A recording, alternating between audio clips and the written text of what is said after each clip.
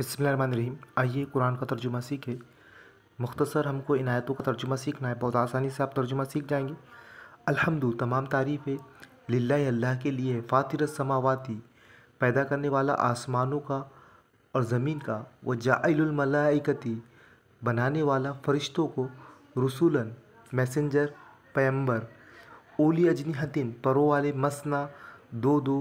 व सुलासा और तीन तीन। व रुबा और चार चार। यजीदु ज़्यादा कर देता है। फिल खल की पैदाइश में मा यशाउ जो वो चाहे। इन अल्लाह बेशक अल्लाह अला कुल्लि शैइन कदीर हर चीज़ पर कुदरत रखने वाला है। तमाम तारीफ़ अल्लाह ही के लिए है, पैदा करने वाला आसमान और ज़मीन का। बनाया इसने फरिश्तों को मैसेंजर पैगाम देने वाला। हाथ वाले तीन चार।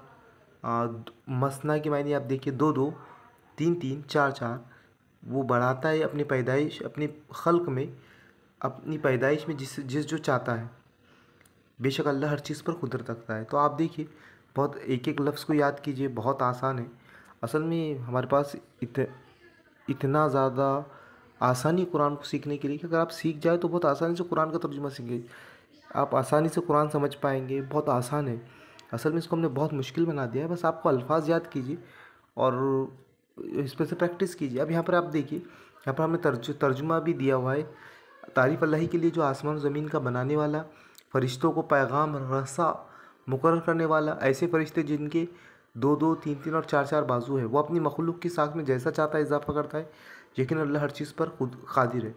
तो आप इसी तरह से एक एक लफ्ज़ को याद करेंगे। तमाम तारीफ़ें अल्लाह ही के लिए है, पैदा करने वाला आसमान और ज़मीन का, बनाने वाला, फ़रिश्तों को पैगाम रसा या पैगाम देने वाला, परों वाले दो दो। अब यहाँ पर तीन तीन, चार चार, ज़्यादा कर देता है अपनी पैदाइश में जो वो चाहे। बेशक अल्लाह हर चीज़ पर कुदरत रखने वाला है। तो इस तरह से आप अल्फाज याद करेंगे और इस बगैर तर्जुमा वाली आयत से तर्जुमा करेंगे। अगली आयत हम देखेंगे, मा यफ्तही जो खोल दे। मा यफ्तहिल्लाहु जो खोल दे अल्लाह लिन्नासी लोगों के लिए। मिर रहमतिन रहमत से या अपनी रहमत। फ़ला मुमसिका तो बंद करने वाला नहीं लहा इसका। वमा युमसिक और जो वो बंद कर दे। फ़ला मुरसिला तो कोई भेजने वाला नहीं। लहू इसका। मिम बादी ही इसके बाद। वह और वो अल अज़ीज़ुल हकीम गालिब हिकमत वाला है।